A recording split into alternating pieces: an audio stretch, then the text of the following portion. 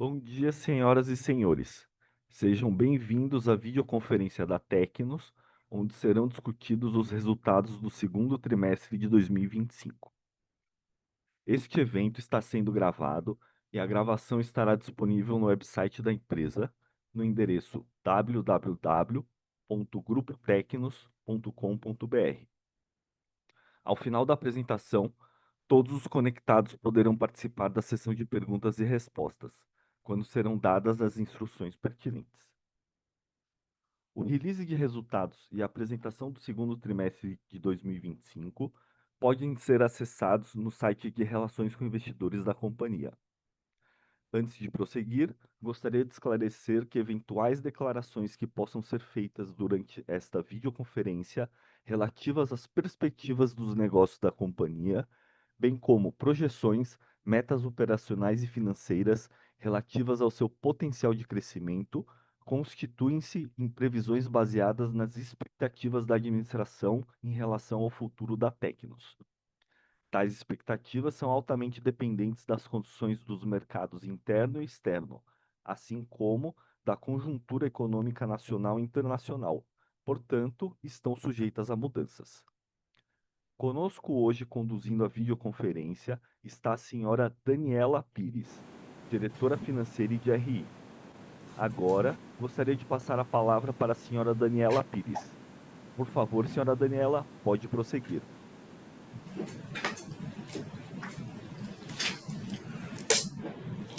Bom dia a todos que estão nos acompanhando e obrigada pela participação. No segundo trimestre de 2025, o Grupo Tecnos registrou crescimento sólido de receita e lucro bruto, conquistando o melhor segundo trimestre e primeiro semestre de sua história em termos de EBITDA ajustado. Esse foi o 19º trimestre consecutivo de expansão do EBITDA ajustado, evidenciando a consistência de geração de resultados da companhia, mesmo em um cenário macroeconômico e geopolítico desafiador. No slide 4, apresentamos os destaques do trimestre. No trimestre, a receita bruta acelerou para um crescimento de 23,9%, enquanto a receita líquida cresceu 22,5% versus o mesmo trimestre do ano anterior. A aceleração para um crescimento de duplo dígito das vendas é fruto do crescimento de praticamente todas as marcas e canais de distribuição da companhia. O crescimento das vendas foi impulsionado principalmente pelo aumento médio de preço de 17,9% no período, associado ao aumento de 5,1% no volume de relógios vendidos. No trimestre, o lucro bruto foi de 24,1% superior ao registrado no segundo trimestre de 2024. Esse crescimento robusto resultou do aumento expressivo nas vendas, aliado a uma elevação de 0,7 ponto percentual na margem bruta, reflexo da valorização de coleções de maior valor agregado, da racionalização dos custos de mercadorias e da maior eficiência nos custos de assistência técnica e frete de matéria-prima. Essa evolução reforça o compromisso da companhia em manter o equilíbrio entre crescimento de receita e preservação de margem. No trimestre, as despesas de vendas e administrativas cresceram 8,4% em relação ao mesmo período de 24, impulsionadas principalmente por gastos diretamente ligados às vendas, como remuneração comercial, frete e investimento em marketing. Em linha com sua estratégia de eficiência operacional, o Grupo Tecnos segue comprometido em manter uma estrutura de custos enxuta e eficiente. O EBITDA ajustado alcançou 32,1 milhões de reais no trimestre, representando um crescimento de 25,5% em relação ao segundo trimestre de 2024 e atingindo o maior patamar histórico desse indicador para um segundo trimestre. O crescimento desse indicador foi decorrente de uma forte expansão de vendas e de um controle de custos relevante para gerar alavancagem operacional. Dando continuidade à apresentação, no slide 7, temos uma visão detalhada da receita bruta da companhia. A receita bruta apresentou crescimento de 23,9% no período, e essa forte aceleração é fruto do crescimento de praticamente todas as marcas e canais de distribuição da companhia. representando um ganho de market share na categoria de relógios tradicionais. No trimestre, o preço médio atingiu R$ 235, aumento de 17,9% versus o mesmo período de 2024. O volume totalizou 609.500 relógios, crescimento de 5,1% versus o mesmo período de 2024. Seguindo para o slide 8, vemos a evolução do lucro bruto e margem bruta. No segundo trimestre de 2025, a companhia apresentou lucro bruto de 67,9 milhões e margem bruta de 55,7%, representando aumento de lucro bruto de 24,1% e aumento da margem bruta de 0,7 ponto percentual. Importante salientar que a empresa segue comprometida em defender uma margem saudável para os nossos produtos por meio de racionalização de custos de mercadorias, repasses seletivos de preço e políticas de hedge cambial. Seguindo para o slide 9, vemos a abertura do SG&A. No trimestre, as despesas com vendas e administrativas somaram 39,5 milhões de reais, aumento de 8,4% versus o mesmo trimestre do ano anterior, demonstrando a constante busca por eficiência e controle de despesas, mesmo em um cenário de crescimento acelerado de vendas.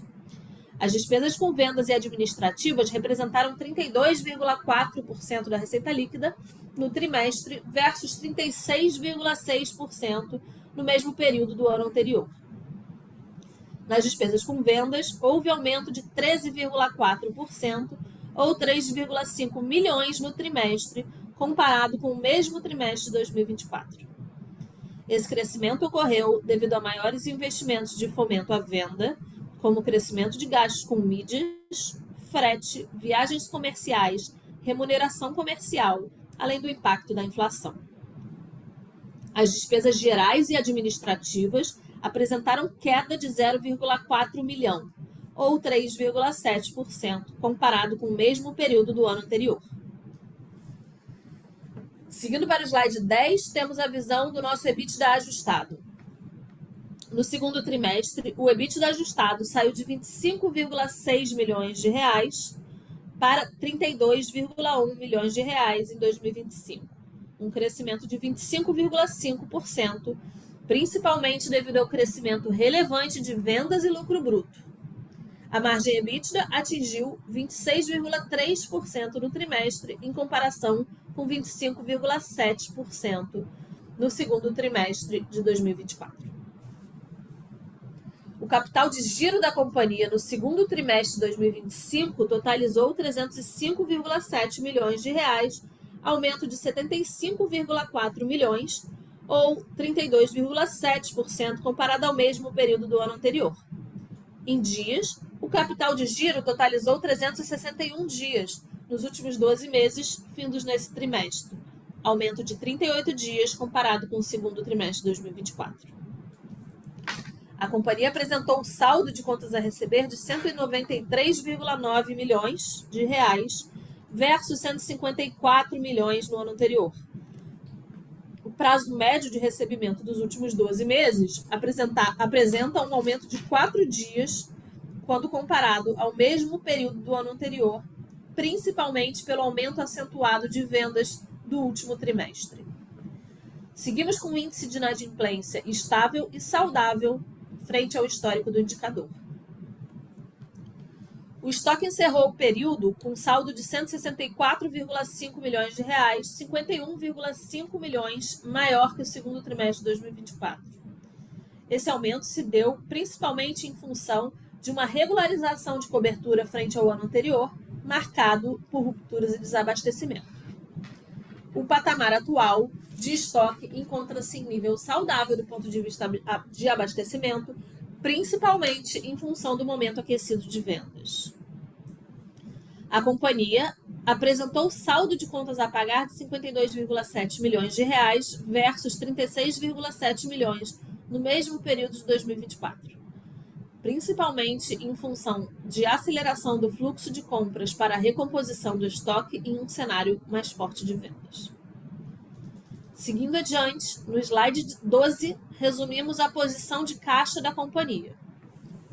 O Grupo Tecnos encerrou o segundo trimestre de 2025 com dívida líquida de 30,6 milhões, um aumento de 18,3 milhões comparado com o primeiro trimestre de 2025. No período, a recompra de ações totalizou 12,9 milhões de reais. Seguindo para os slides 15 e 16, vemos a evolução do resultado financeiro da companhia. A companhia, no acumulado dos últimos 12 meses, teve uma performance de vendas acima de toda a série histórica. Essa recuperação de vendas se soma à recuperação de rentabilidade, com uma recuperação relevante de margem bruta e, consequentemente, lucro bruto, que atingiu 241,8 milhões no resultado dos últimos 12 meses, o maior desde 2013.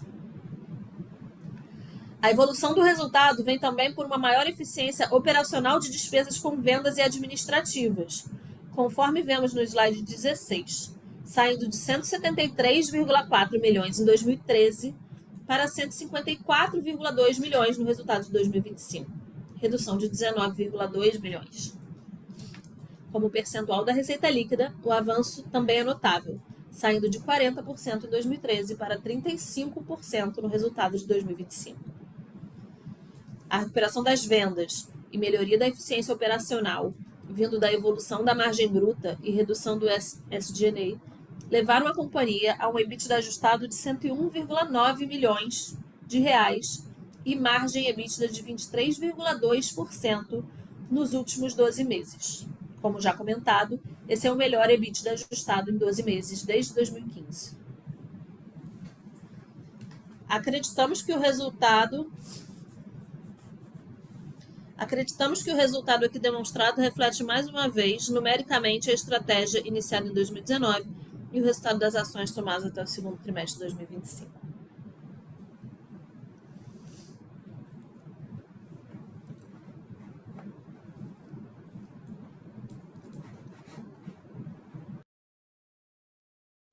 Iniciaremos agora a sessão de perguntas e respostas. Para fazer uma pergunta, utilize o botão de Q&A do aplicativo, clicando no ícone localizado na parte inferior de sua tela. A pergunta pode ser digitada diretamente no campo de Q&A.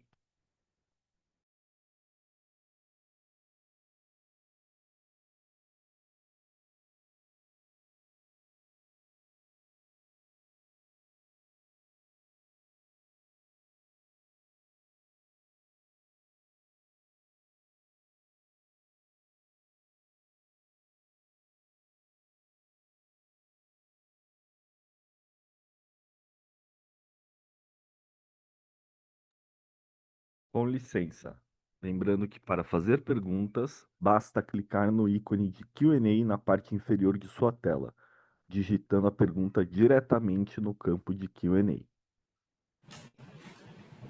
Ô, Gustavo, eu queria voltar ao último parágrafo que eu falei.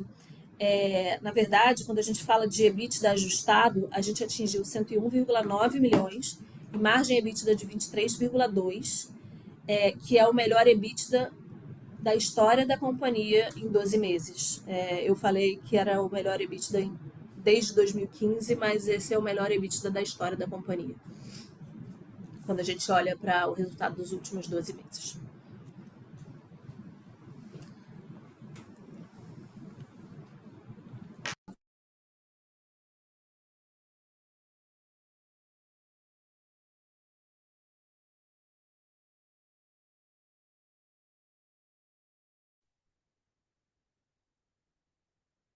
Para fazer perguntas, basta clicar no ícone de Q&A na parte inferior de sua tela, digitando a pergunta diretamente no campo de Q&A.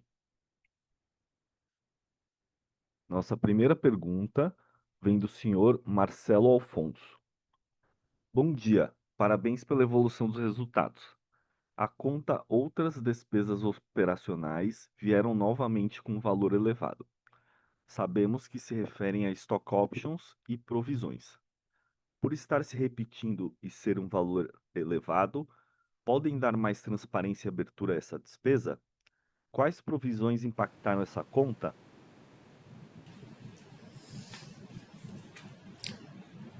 Oi, Marcelo, bom dia e obrigada pela pergunta. Sobre a conta de outras despesas operacionais, eu acho que a principal estranhamento que você tem quando você compara é porque no ano passado a gente teve reversões importantes nessa conta, né? Reversões de provisões fiscais pontuais que impactaram o primeiro e segundo trimestre do ano passado. Então a gente tinha receitas ali que não se repetem, né? Quando a gente fala esse ano, o que a gente tem é uma conta de outros líquidos muito mais normalizado, tá? Então, o que eu tenho ali normalmente são provisões trabalhistas, processos judiciais, tem stock option, impacto de stock option, e PLR também impacta ali, tá? Mas eu acho que o principal impacto quando a gente compara com o ano passado é que no ano passado a gente teve receitas importantes, pontuais, que impactaram principalmente o primeiro e o segundo trimestre. Então, por isso que quando você fala que é repetidamente elevado comparado ao ano passado, é porque isso aconteceu tanto no primeiro tri quanto no segundo trimestre, tá? A partir do terceiro e quarto trimestre, essa comparação com o ano passado já fica bem mais normalizada. Mas eu acho que o ponto principal é a gente explicar essas receitas pontuais que a gente teve no ano passado, que foram questões fiscais.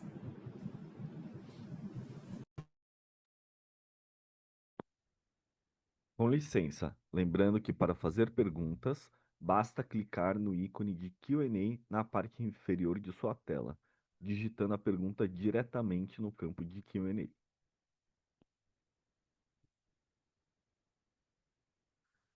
Nossa próxima pergunta é do senhor Matheus Soares. Oi, Daniela, tudo bem? Parabéns pelos resultados. Tenho 4 perguntas do meu lado. A primeira é: o aumento de 17,9% no preço médio veio principalmente de aumento de preços ou mudanças de mix de produtos ou mesmo canais de maior valor agregado? Há espaço para esse movimento? Ô, Gustavo, se você puder ir fazendo, eu vou respondendo, acho que eu prefiro, senão você vai perguntar várias de uma vez e aí a gente vai separando os assuntos. Então, sobre a primeira pergunta. Obrigada, Matheus, pela pergunta. Sobre o aumento de 17,9% no preço médio, eu acho que veio principalmente, de fato, de uma mudança um aumento de preço que a gente fez, né? Mas eu acho que também tem um impacto de mix. Eu acho que mais recentemente a gente tem visto produtos de maior valor agregado irem muito bem. Então, eu acho que tem um impacto de mix dentro das marcas. Relógios mais alto no topo da pirâmide de preço estão indo muito bem, então isso ajuda. Mas a gente fez um aumento aí de tabela também, que ajudou também no aumento de preço. Então, eu diria que principalmente o aumento de preço de tabela que a gente fez, mas tem um efeito de mix também. Esse efeito de mix é secundário, mas é importante também.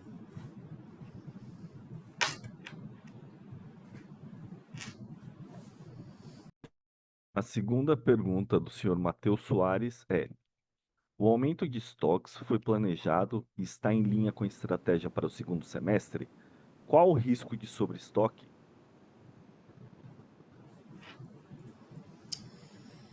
Vamos lá. Acho que a questão do estoque, ele tem um aumento versus o ano passado maior do que o aumento da venda, muito em função de um desabastecimento que a gente teve no ano passado, né? Então, se você olhar o nosso release do ano passado, ali a gente cita que o estoque estava abaixo do ideal, tá?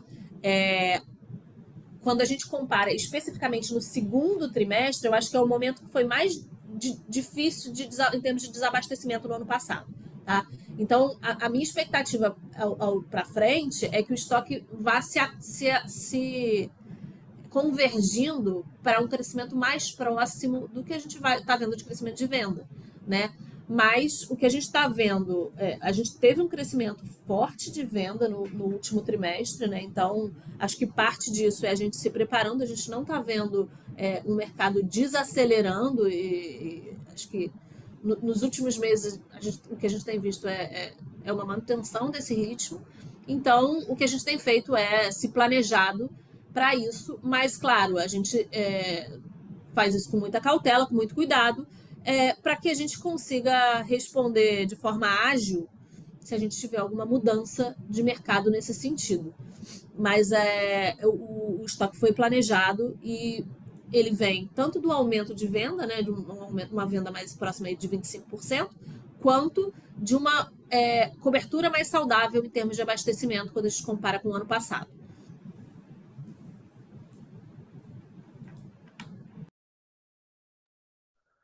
A terceira pergunta do senhor Matheus Soares é: qual a lógica para definir o tamanho e a duração das posições de hedge? Há espaço para reduzir volatilidade no resultado contábil?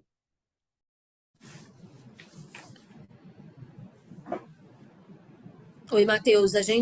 Sobre hedge, eu acho que a gente tenta ser bastante consistente e a nossa lógica é que a gente tenha aí uma cobertura aí próxima de 80% das compras dos próximos 6 meses, tá? Isso dá para a gente aí uma proteção de caixa, mas gera um efeito de volatilidade no resultado contábil, principalmente decorrente de provisões, quando a gente tem volatilidade alta. Né? Sobre redução de volatilidade no resultado, acho que a gente acaba tendo que é uma escolha, né? Para a gente não ter tanta volatilidade no caixa, a gente acaba tendo essas volatilidades que são normalmente temporais, e principalmente impactadas por provisões no resultado contábil. Quando a gente olha um período mais longo, normalmente o impacto do hedge é próximo ali de zero. Tá? Então você vai ter momentos que você vai ter impactos positivos, momentos que você vai ter impacto negativo, mas quando a gente olha no longo prazo, a volatilidade, apesar de nos momentos serem essa volatilidade forte, o efeito desse hedge é próximo de zero, que é o que a gente espera.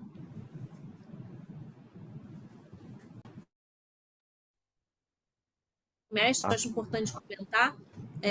No ano passado, a gente teve no trimestre um dólar subindo. Né? Então, quando o dólar sobe, a gente acaba tendo, como a gente tem hedge, a gente tem um resultado financeiro positivo. E esse trimestre a gente teve o dólar caindo. Então, a gente tem tanto a volatilidade quanto a comparação com um mesmo período em que aconteceu o efeito contrário. Né? Então, de fato, isso acaba aparecendo no resultado e exige explicação. Mas foi isso que aconteceu.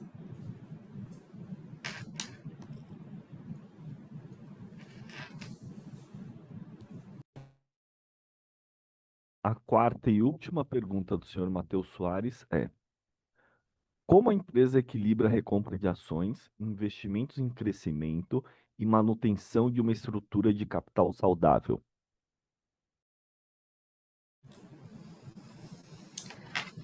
Acho que isso é uma das preocupações importantes que a companhia tem, com o equilíbrio e com ter uma estrutura de capital saudável, e acho que a gente faz isso considerando cenário de mercado, é, perspectiva de consumo de caixa da companhia, crescimento, né, quando o crescimento está muito forte, a gente acaba consumindo mais caixa pelo ciclo da companhia.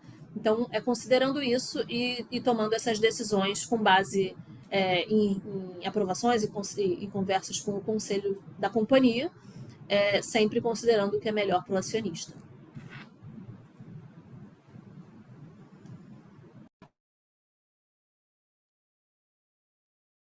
Com licença, lembrando que para fazer perguntas, basta clicar no ícone de Q&A na parte inferior de sua tela, digitando a pergunta diretamente no campo de Q&A.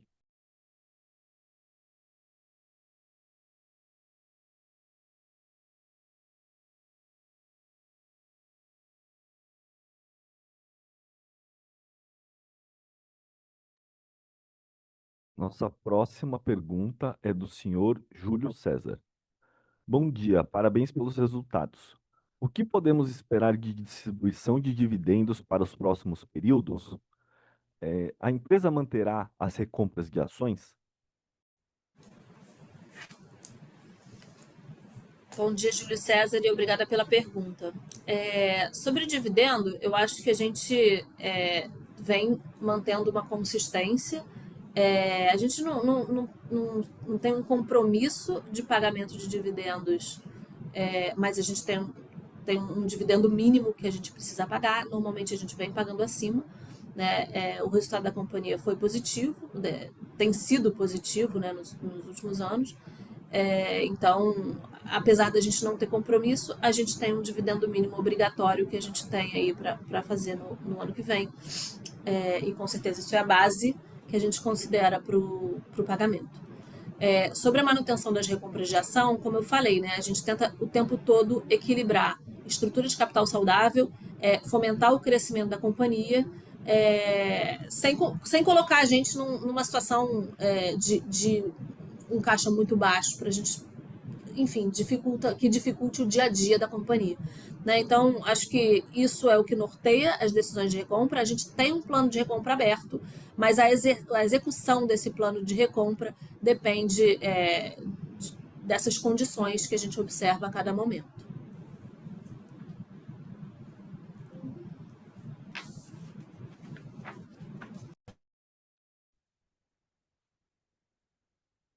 Lembrando que, para fazer perguntas, basta clicar no ícone de Q&A na parte inferior de sua tela, digitando a pergunta diretamente no campo de Q&A.